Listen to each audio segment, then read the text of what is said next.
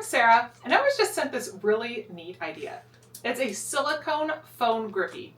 So I kind of thought it was weird at first, but then I looked at it and this thing is really neat.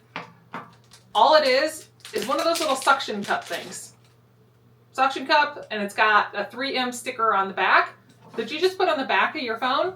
And then if you want to take pictures or whatever, you just simply stick it on like shower or mirror or window, anything like that. And this little suction sticks right on there. I'm going to bring you in here, we're going to apply it on there, and we're going to test it out. So all this is just a bunch of little suction cups on the back of this little silicone mold here. And you can see the little cups on there. All you've got to do is just peel off the back, and then we just put it on the back of the phone, and it sticks on there. And now you've got your little silicone sticky on the back of the phone.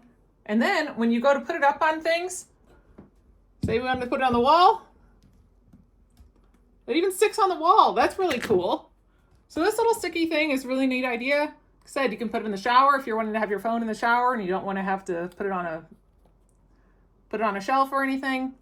Then you've got your little sticky silicone thing right here, ready to hold up your phone wherever you want it.